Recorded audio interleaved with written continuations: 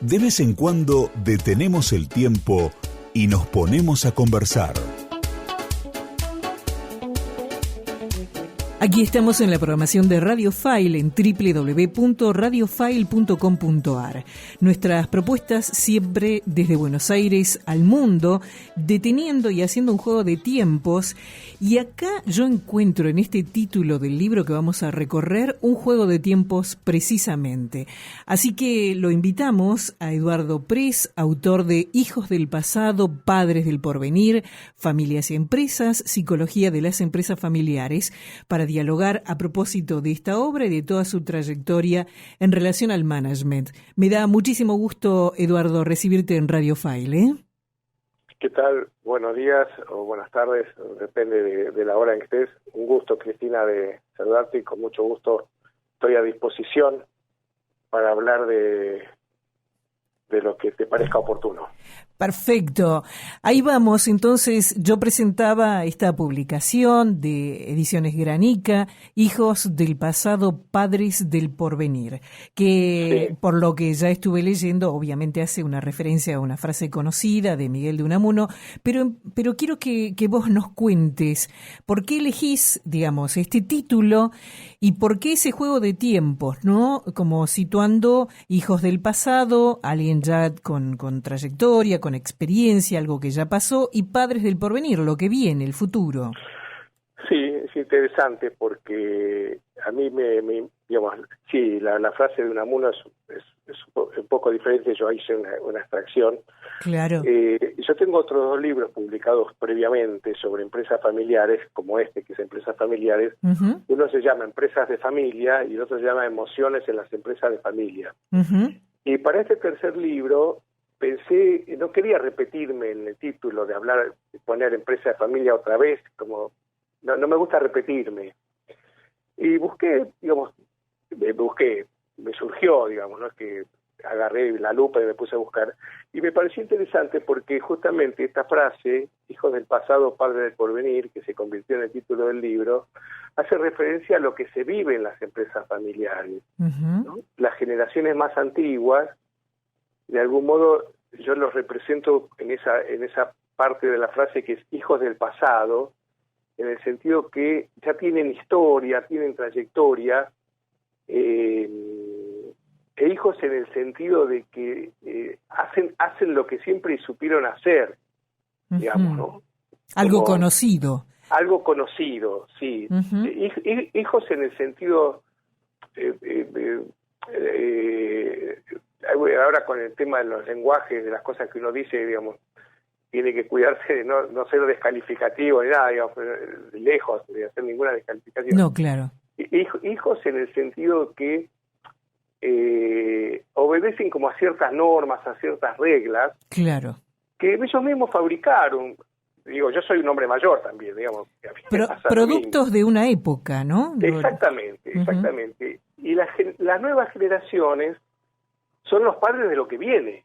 Claro. Los padres en el sentido de que son los responsables de lo que vaya a pasar.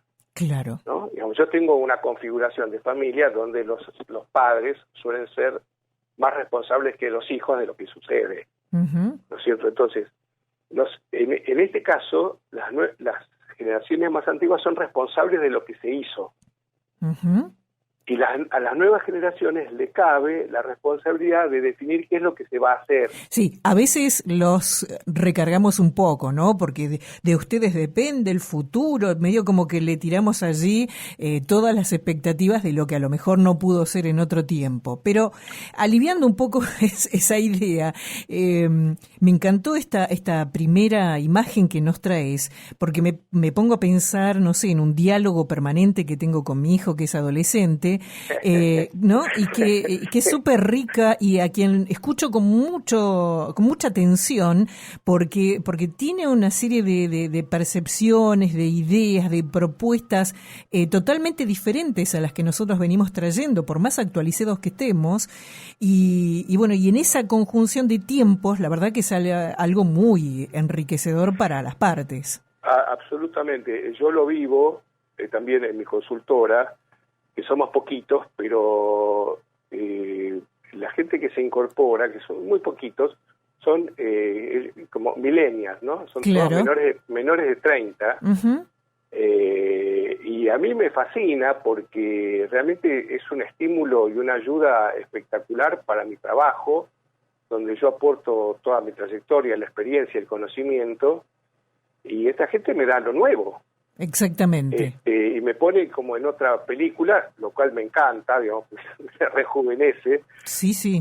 Y yo te escuchaba recién, diálogos, como decís, con tu hijo adolescente. Yo tengo una nieta adolescente, ahora cumple 15, Uh-huh. y me encanta. Además, vamos en el auto y pone música. Me dice, abuelo, no puedo creer que reconozcas a Ozuna, que es un cantante, Sí. y ella está contenta. Y yo me sumo, digamos, porque Claro. me alegra, me divierte con el reggaetón, qué sé yo, no sé los nombres que tiene. Pero Claro. sintonizamos bien. Mis hijos ya son grandes, son plus 40, ¿no? Claro.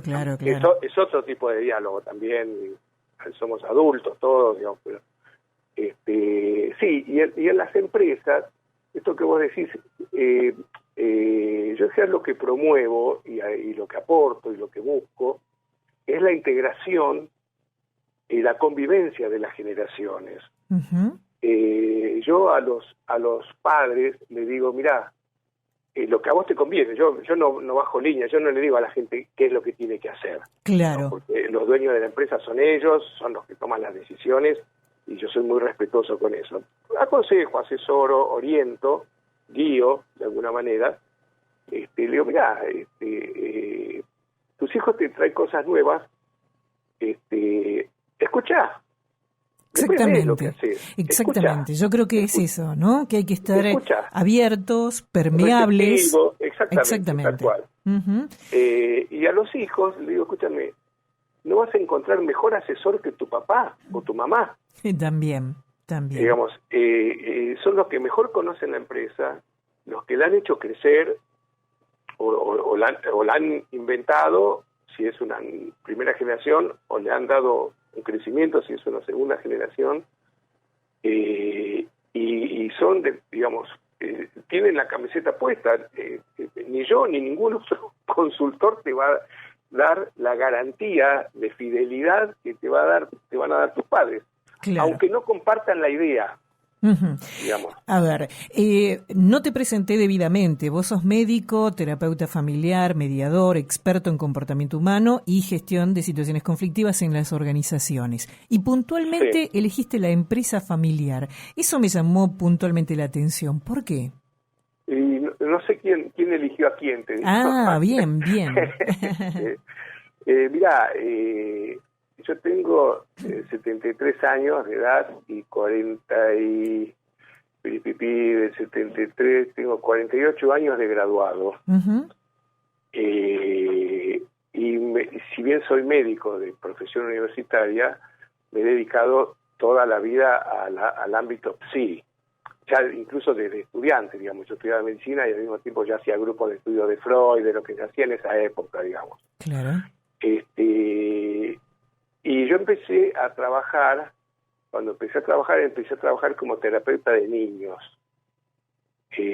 Porque siempre me gustaron los chicos, me siguen gustando, pero yo fui viendo a través de mi trabajo en los primeros años que en realidad el problema de los chicos surgía de situaciones conflictivas de los padres. Claro. No en el sentido de echarles la culpa a los padres, ¿no? Los padres son la causa de los problemas de los chicos. Sino que los hijos eran producto, digamos, como dice el viejo refrán, el fruto no cae muy lejos del árbol. Tal cual. Y no nacen de un repollo, ¿no es cierto? Entonces, yo me sentía muy contradictorio con mis propias ideas al tener chicos en terapia, mientras pensaba que en realidad yo tenía que hablar con los padres. Claro. Y empecé a hablar con los padres. Y dejé a los chicos de lado, porque por otro lado, poner a un chico en terapia, esto no es una generalización, pero es como como responsabilizarlo, hacerle creer que el problema es él, uh-huh, el chico, porque va a terapia, pues va a hacer algo diferente. Yo que no se me ofendan los terapeutas de niños, no voy en contra de eso. Cuento lo que me pasaba a mí. Y después empecé a trabajar con los padres. Y después empecé a trabajar con los padres y los hijos, o sea, empecé a trabajar con las familias y me puse a estudiar, me preparé, me formé, como terapeuta familiar. Y cuando uno empieza a tomar contacto con las familias, directamente está vinculado a empresas, porque el 80% o más de las empresas pymes y incluso empresas más grandes, ¿no? Que hay en la Argentina y en el mundo son empresas familiares. Entonces, qué curioso, qué interesante aparte, claro. Cuando uno trabaja con familias, tiene altas posibilidades, muy altas posibilidades de encontrarse con familias que manejan empresas. Y como a mí no me gustan, bueno, me gusta guitarrear, pero con la guitarra, pero no es la profesión. Claro. Y no me gusta tocar de oído, me puse a estudiar y no había, la verdad que había muy poco material en esa época, menos en español, yo con inglés soy muy bestia. Me puse a estudiar y a trabajar y bueno, y me convertí la verdad es que me convertí en un especialista en empresas familiares. Sí, ¿no? Sí. Que me apasiona, digamos, las familias son apasionantes, las empresas familiares también son un permanente desafío que mantienen viva la llama del entusiasmo de querer hacer, ¿no? Qué interesante el hallazgo que hiciste, ¿no? El recorrido, y qué sorpresa, qué dato, porque la verdad que no pensé que fuera tan alto el porcentaje de empresas familiares, desde ya que conocemos que existen, ¿no? Pero no pensé que era tan alto. Tenés que leer un poco más, Cristina.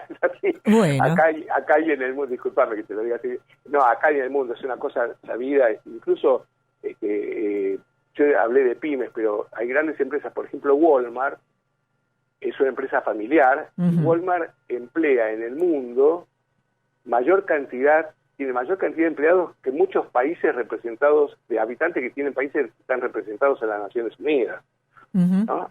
Y acá en la Argentina los grandes grupos económicos son empresas familiares. Claro, sí, los conocemos, a los grandes grupos económicos, pero también hay pymes, hay un montón de empresas que son desconocidas. La pizzería de la vuelta de tu casa, donde trabajan el hombre, la mujer, los hijos, el sobrino, la tía, también es una empresa familiar. Digamos, aunque fabriquen empanadas y vendan pizza, digamos. Pero la configuración y las dificultades y virtudes que tienen son las mismas que cualquier empresa familiar, en dimensiones diferentes, por supuesto, ¿no? Claro. No es lo mismo una decisión que pueda tener repercusiones sobre 500 familias que son empleados de una empresa a una decisión que repercute en 2 familias. No es lo mismo. No, claro. Pero la dinámica, digamos, el esquema es parecido, no es muy diferente. Y me quedo pensando un poco en estos tiempos, ¿no? Para contextualizar este tema de la pandemia que nos atravesó a todos absolutamente, sin excepción. A todos. ¿Cómo fue el comportamiento justamente al interior de estas empresas? Porque se me ocurre que, digamos, la dificultad vino por el traslado de personas, hubo un montón de cuestiones, el teletrabajo, bla, bla, bla, una cantidad de cosas, de planteos nuevos, pero al interior de las empresas familiares, ¿cómo afectó? Mira, yo te puedo contar la experiencia mía, yo no soy un investigador ni sé lo que pasa con todas, pero por lo menos mis empresas clientes, siendo empresas familiares, son las que mejor han cumplido con todos los requisitos y recaudos y han cumplido con su gente. Ninguna de mis empresas clientes dejó en la calle a nadie,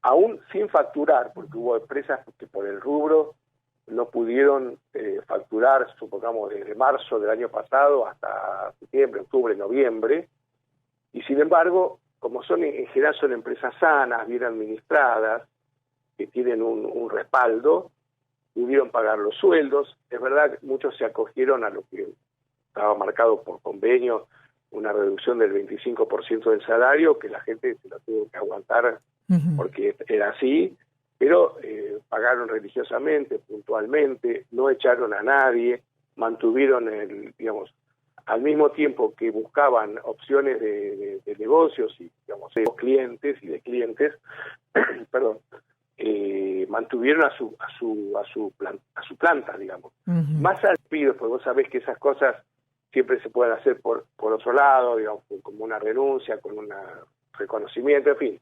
Hay, digamos, como lamentablemente dice el refrán, echa la ley, echa la trampa, pudieron haberse desprendido de personas, pero no lo hicieron porque es una de las características de las empresas familiares, la responsabilidad social. Funcionan ¿no? igual que una familia, con cierto grado de contención, digamos, ¿no? Sí, y eso es lo que siente también el empleado de una empresa familiar, porque en general estamos hablando de la mayoría de las empresas. Sí. Los dueños están presentes, trabajan a la par, están día a día al pie del cañón, si no son los padres, son los hijos, y cuando hay algún problema pone la cara. No mandan exactamente. al gerente de no sé qué o al encargado de no sé qué área, ponen la cara. Eso es lo que habitualmente se encuentra en empresas familiares, y en esta época de pandemia, digamos, de pandemia, de todo esto que, como vos decís, nos atravesó, muchas veces, y yo, digamos, he hecho webinars al respecto, digamos cómo gestionar las crisis, ¿no? Cómo gestionar en tiempos de crisis, y siempre promoví que el dueño, los responsables, los directivos, tienen que estar presentes. Incluso cuando fue el tema del teletrabajo, con las virtudes y los defectos que eso trajo, beneficios y prejuicios, yo le recomendaba a mis clientes, no sé si todos los días, pero con cierta prioridad, llámalo por teléfono, llama a tu gente. Hola, ¿qué tal? Soy fulano. Soy fulano. Quiero saber cómo estás, cómo van las cosas, digamos, como una manera de hacerse presente, porque no había presencia. Claro. Lo que nos pasó es que todos estábamos en una gran duda de qué hacer, de cómo, un montón de preguntas, todos interrogantes, ¿no? Entonces, que el responsable de la empresa esté presente da cierta tranquilidad. Eso es lo que yo estimulaba y promovía, ¿no? Digamos, y yo tengo un par de artículos publicados que es trabajar de dueño. Claro, ¿no? claro. A veces yo escucho a mis clientes, se quejan, digo, escúchame, vos sos el dueño, ¿qué esperabas? Digo, trabajá de dueño. Ese es tu laburo. Tu laburo no es vos no sos un empleado jerarquizado de la empresa que hace lo mismo que puede hacer cualquier otro. Trabajar de dueño es otra cosa. Es hacerse responsable, hacerse cargo de que vos sos responsable de todo lo que está pasando. Y entonces, bueno, eso, digamos, para bien y para mal de la gente. Hay gente que no le gusta, pero digo, bueno, porque las generaciones más viejas, digamos, las primeras, son emprendedores, son gente de laburo. Y como decía un cliente que fabricaba acá, y me dice, yo soy fierrero, me dice, a mí se descompone una máquina, y a mí me encanta, yo voy y me meto ahí, me engraso, reviso, digamos, y era el dueño.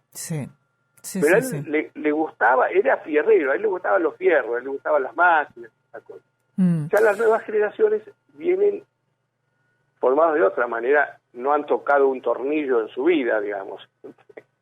Pero vienen con otra preparación, con otra cabeza. Y con otra proyección, ¿no? Con otra proyección. Sí. Y está bien.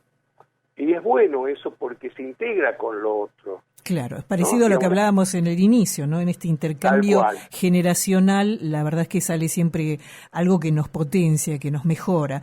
En todo el enunciado que vas haciendo, no encuentro diferenciación de género, ¿no? Hijos del pasado, padres del porvenir, más bien como una cosa medio masculina. Y la pregunta es... Bueno, eso es... No. Yo, digamos, eso porque estamos en la época de hacer esas distinciones. Sí, bueno, no es una crítica, digo, la pregunta yo es... conservo el viejo lenguaje, que padre es padre y madre, digamos. Más aún, y te cuento, digamos, de la cocina, al escribir el libro, yo pensaba, ¿viste? Ahora, ¿qué hago? Escribo padres y madres, todos y todas. Dije, no, yo no hablo así. Entonces, todos mis libros están escritos como si yo hablara. Es un lenguaje coloquial, es lo que me dice la gente, ¿no? Dice, algunos que me conocen, otros que no, pero los que me conocen me dicen, Eduardo, me dice, estoy leyendo el libro, es como si estuviera hablando con vos. Sí, Y bueno, la verdad es que en estos tiempos esto se ha revisado bastante y cada uno, bueno, lo va llevando de la mejor manera que puede. Pero mi pregunta iba más hacia otro lado, ¿no? A ver. En tu relevamiento, en tu contacto con todas estas empresas, allí decías actuar de dueño. Está bien que un poco respondiendo a esto del lenguaje genérico, ¿no? Pero ¿cuál es el relevamiento que vos tenés? ¿Hay más dueños que dueñas? Sí. En una familia siempre es el padre de familia el que es el jefe, el dueño y demás. No. Contanos un poquito en tu experiencia, ¿no? Digamos, hagamos en dos niveles. Uno es lo que es la representación legal y formal, y otro es lo que la práctica, lo que es funcional. Uh-huh. Las madres y las esposas están siempre presentes, trabajen o no trabajen en la empresa. Uh-huh. Yo escucho con mucha frecuencia hijos que dicen, no, mi mamá nunca se interesó por los temas de las empresas. Mentira. Cuando el marido va a la casa, hablan y dicen cosas. Mira, esto es absolutamente verídico. Estaba en una reunión con hijos de una empresa familiar, uh-huh. Con dos hermanos, y le pregunto, bueno, ahí si la madre y el padre los dos trabajan, yo digo, escúchame, yo escucho hablar de tu abuela. No, digo, ¿y tu mamá? Me dice, no, y mi mamá es la jefa, dice uno de los hijos. Uh-huh. Digo, también escucho hablar de una abuela por ahí. No, me dice, la abuela es la jefa de todo. Claro, ahora, es la jefa mayor. Claro, la abuela nunca pisó la empresa. Claro, pero dirige desde afuera. No lo necesita. Digamos, no sé si dirige, pero incluso yo soy, digamos, reconocido, digamos, por colegas. Yo soy docente de consultores de empresas de familia, digamos. Soy supervisor, digamos. Estoy en ese nivel por trayectoria, por conocimiento. Y yo siempre les recomiendo, no dejen nunca ni a la esposa ni a la madre, nunca la dejen afuera. Uh-huh. No porque da información, porque influye e incide siempre. Hay muchos casos donde tiene una participación activa, son socios. En general, muchas pymes, sobre todo las empresas que ofrecen servicios, no tanto las que son fabricantes de productos, digamos, uh-huh. donde ahí es un poco más difícil. Pero en las empresas de servicios, en general siempre es el matrimonio el que empieza la empresa, en el garaje de su casa, uh-huh, digamos. Uh-huh. Y ahí arrancan, ¿no? Claro. Con 2 teléfonos, cuando no había internet. Claro. Una computadora, y están a la par, hombre y mujer a la par. Así es. Bueno, Hijos del Pasado, Padres del Porvenir integra una suerte de trilogía, ¿no? En relación a las otras obras que mencionabas. ¿Cuál es el agregado, el aporte, cuál es el plusvalor de esta nueva obra? Mira, no sé si es un plusvalor. El tema es que yo no me repito. Uh-huh. Digamos, o sea, cada uno de mis libros es distinto al otro. Uh-huh. Obviamente los temas son parecidos, algunos temas sí se repiten, lo que no repito es el texto. Uh-huh. O sea, cada libro tiene algo que lo distingue del otro. Y en ese sentido, todos tienen un valor agregado porque son absolutamente originales. En este libro en particular, yo me focalizo en algunos temas muy específicos que tienen que ver con la comunicación dentro de la empresa, bien, los procesos de cambio y de estabilidad, porque yo cuando hablo de cambio lo emparejo con la estabilidad, porque así como hay que gestionar los cambios, también hay que gestionar los momentos de estabilidad, que no es sencillo. Claro. Digamos, cuando no se, digamos, pues son bueno, hay que leer, está en el libro, ¿no? Digamos, pero van a la par, van de la mano. No podemos hablar de cambio sin hablar de estabilidad y no podemos hablar de estabilidad sin hablar de cambio. Uh-huh. Otro tema es sobre los liderazgos en la empresa, porque hay distintos tipos de liderazgo, no hay un solo liderazgo. Uh-huh. Y también, bueno, de situaciones conflictivas, cuáles son las situaciones conflictivas más, o sea, yo me dedico en esta obra en particular a esos temas específicos y hacia el final, y para no consultores, con contar, herramientas, ¿no? Sí, herramientas, sí, que es contar, una especie de, sí, es contar, no un cuento, cómo genero yo el acercamiento a una familia que me consulta. Bien. ¿No? Y qué cosas tengo en cuenta, quién me habla, cómo me hablan, qué tengo que decir, cómo se sientan, cómo se mueven, quién me convoca, cómo son las relaciones, cómo generar empatía, cómo ganar la confianza, ¿no? Siempre partiendo de dos premisas que para mí son básicas, que las aprendí en la medicina, ¿no es cierto? Claro. A ver, obviamente estamos invitando con esta entrevista a toda la audiencia a que adquieran esta obra, Hijos del Pasado, Padres del Porvenir, Familias y Empresas, bueno. Psicología de las Empresas Familiares, claro, de Ediciones Gránica. Pero danos un tip, al menos, con respecto, qué sé yo, por ejemplo, decías recién la empatía. ¿Cómo se logra la empatía? Danos alguna pista. Disculpa, yo retomo con las dos premisas básicas. Primero es no dañar, es el primer axioma de la medicina, y generar alivio. Y desdramatizar las situaciones, digamos. Bien. Y hay que tener una gran capacidad de contención y comprensión de lo que la gente cuando consulta es porque está sufriendo. Exactamente. Más allá de cuál sea el problema en sí, puede ser un tema de gestión, de familiar, financiero, pero por alguna razón, un motivo, la gente sufre. Entonces, yo creo que uno, por lo menos desde mí, yo no soy un especialista en gestión, no soy abogado, no soy financista, yo soy vengo del ámbito de lo humanístico. Sí. Entonces, para mí, y que eso yo le transmito también a los de otros rubros, otras especialidades, digamos, como abogados, ¿sí? Claro. De hecho, el mejor trabajo es el interdisciplinario, así que todos tus aportes van a ser súper bien tomados por otras disciplinas. Me llaman, nos convocamos recíprocamente, yo claro. Conozco profesionales que son especialistas en gestión y me dicen, Eduardo, venía a darme una mano porque cada vez que yo planteo una cosa en una reunión de directorio se arma un despiporre terrible y no podemos trabajar. Claro, exactamente. O a veces yo cuando estoy trabajando al revés, con una familia detecto que hay problemas de gestión que a mí me superan el conocimiento que yo tengo. Seguro. Entonces convoco a un colega que se especializa en eso. Seguro. Pero yo te digo, para mí quizás lo más importante es dar contención al sufrimiento que la gente está sintiendo por los problemas que tiene.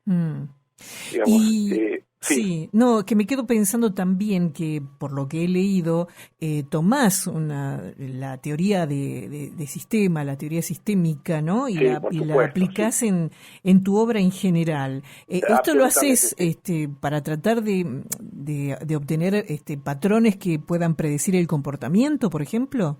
No, yo a pensar sistémicamente, mejor dicho, yo descubrí que pensaba sistémicamente antes de saber que existía el pensamiento sistémico. Sí, claro. Fue como un descubrimiento, digamos. Yo toda la vida, yo no tuve que desaprender y aprender algo nuevo. Yo descubrí al leer los primeros libros, los primeros trabajos sobre teoría sistémica, digo, eso es lo que pienso yo pienso así. Claro. Digamos, entonces para mí está en mi naturaleza de pensamiento, el pensar sistémicamente, y muchísimo más si uno está pensando en una familia. Claro, en organizaciones en general, ¿no? En las organizaciones. Mira, más de dos personas, más aún, uno, digamos, dentro de uno mismo también tiene sistema. Uno habla del sistema respiratorio. El organismo, digamos, claro. Todos somos una unidad. Sí. Nosotros como personas somos una unidad integral. Claro. Cuando nos juntamos en una pareja también conformamos una unidad que es superadora de la unidad, no es uno más uno. Es otra entidad que también forma un sistema, y así lo podemos ampliar como también lo podemos reducir. Yo no soy un fanático de, por ejemplo, o talibanes, por estar de moda hoy día, talibanes del pensamiento sistémico, ¿no? Que hablan, bueno, todo tiene que ver con todo y todo tiene, ¿viste? En los sistemas todo es lo mismo, ¿no? Pero hay ciertas situaciones, por ejemplo, los casos de abuso, de violencia, que no es así. Ujú. No es que, porque si uno aplica rígidamente el pensamiento sistémico, entonces responsabiliza a la víctima, a la par que al victimario, y no es así. Claro. Así como yo digo, en una familia los padres son más responsables, sin dejar de pensar sistémicamente, pero digo, los padres son más responsables que los hijos de lo que pasa. Del mismo modo, en situaciones de abuso o de violencia, el abusador es responsable. En los casos de violencia, el que es violento es responsable de su violencia. Si no, entraríamos como dicen alguna gente, dice, ay, ¿cómo iba vestida? ¿No? Claro. O vos lo provocaste. Ya. Yo suelo decir, uno puede poner la cabeza para que se la corten, pero el otro no necesariamente está obligado a cortársela. Claro. Puede venir uno y decir, no, mira, sacá la cabeza de acá porque te la van a cortar. Entonces, este juego, que a veces de una mala interpretación de lo que es pensar sistémicamente, puede llevar a esos equívocos. Pero sí, volviendo a la pregunta que vos me haces, para mí el pensamiento sistémico es una herramienta muy noble que me permite entender e intervenir en situaciones muy complejas y muy complicadas. Te da respuestas, te ayuda a llegar a y me ayuda a que la gente que me consulta encuentre sus respuestas. También, claro. ¿No? Entonces yo te digo, por ejemplo, cuando alguien me comenta que va a cero, yo digo, bueno, está muy bien, digo, ahora, ¿vos sos consciente de la repercusión que esto puede tener en los otros? ¿No? Entonces ahí ya estoy pensando y aplicando sistémicamente. Sí. Guarda que lo que cualquier cosa que vos digas va a tener una repercusión, hay consecuencia de esto. Del mismo modo que señalábamos antes el trabajo interdisciplinario, ¿no? Cómo se integran partes o sistemas o formas o miradas o teorías o líneas de trabajo para llegar a un producto, a un nuevo producto, ¿no? Una nueva producción. Yo te cambio los lugares de los términos. Las situaciones están integradas. En los que lo desintegramos somos nosotros al pensarlas. Claro. Pero las situaciones están integradas. Está ahí la capacidad y la habilidad de cada uno de darse cuenta y de convocar a las personas que puedan dar cuenta de esos fenómenos. Sí, en los últimos tiempos se empezó cada vez más a valorizar este trabajo mancomunado de partes, ¿no? Sí. Pero hubo un tiempo que a partir de la especialización se fragmentó todo demasiado, ¿no? Sí, bueno, y se desintegró de algún modo. Lamentablemente, y eso en la medicina. En la medicina, puntualmente. Más se ve. Sí, y exactamente. Yo, en ese sentido, sigo siendo coherente, ¿no? Digamos, a mí, digamos, muchos amigos, como yo, sé medicina, no es que no sé nada, digamos, yo soy una especie de consultor también. Mis hijos me llaman, pa, dice, una amiga mía le pasa así, que yo. Claro. Yo siempre oriento al médico clínico, no que vayan directamente al especialista. El médico generalista, como se les llama, sí, ¿no? Porque que lamentablemente cada vez hay menos. Claro, sí. Y cada vez le dedican menos tiempo a los pacientes, pero bueno, todavía hay la vieja guardia. Pero sí, alguien tiene que tener una mirada integral de la situación. Tal cual. En el recorrido, por lo menos del índice, se encuentra psicología de la comunicación, psicología del cambio y la estabilidad, psicología del liderazgo, psicología de las situaciones conflictivas y las herramientas y el anexo que presentaste. Así que, bueno, hablo de psicología porque para diferenciarme de cuestiones de orden técnica, la psicología es una ciencia que se ocupa de la gente. Claro. Entonces, en cada uno de estos temas, lo que yo quiero transmitir al poner psicología de la comunicación es que yo hablo de la gente cuando se comunica. Uh-huh. Cuando hablo de psicología del cambio, de la estabilidad, hablo de la gente que está participando de procesos de cambio. Del mismo modo cuando hablo de los otros temas, ¿no? Yo hablo de la gente. Mi herramienta de trabajo es conversar con la gente y hablar con la gente. Uh-huh. Yo empecé a trabajar con mi papá, que era médico también, a los 18 años. Entonces yo tengo desde los 18 años hasta ahora que tengo 73, horas y horas y horas de estar sentado escuchando a la gente contar sus problemas. De distinta naturaleza, pero son problemas por los que sufre. Sí, yo tengo esa formación. Similar a lo que decir, decías antes, ¿no? Claro. Un poco la propuesta del libro es, no sé si encontrar soluciones así tan... y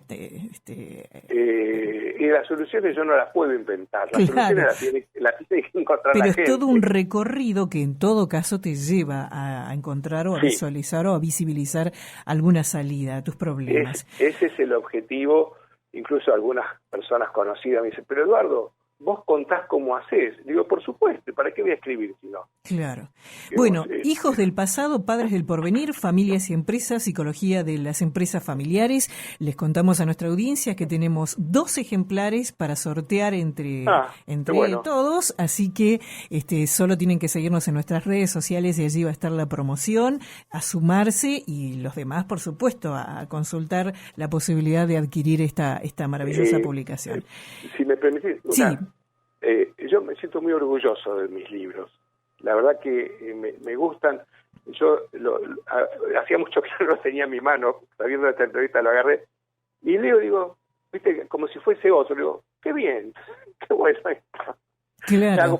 Me hago autobombo, digamos, pero claro. es un lindo libro, es un buen libro, y a mí lo que me dice la gente que son de mucha ayuda para la empresa y para la vida también. Claro, es aplicable en 2 aspectos, sin lugar a dudas. Lo dijimos desde el principio de la conversación, ¿no? Donde empezamos a relacionar temas que se expresan en la familia, en la vida cotidiana, y que se llevan a la empresa.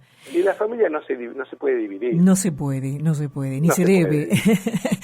Te agradecemos mucho este contacto con Radio File, y la verdad es que nos dejás pensando y eso es lo más interesante. Y a nuestra audiencia, obviamente, invitarlos a que adquieran la publicación y que participen del sorteo ahora. Bueno, sí. Muchísimas gracias. Bueno, gracias a vos, Cristina, por tenerme en cuenta y espero que esta conversación, como decís, haga pensar. Seguro, así fue. Te agradecemos un montón. Eduardo Press, médico, terapeuta familiar, mediador, experto en comportamiento humano y gestión de situaciones conflictivas con las organizaciones y autor de esta publicación que hoy convocó a este encuentro o a esta charla en Radio File. Seguimos en nuestra programación. Radio File. Aire. Online.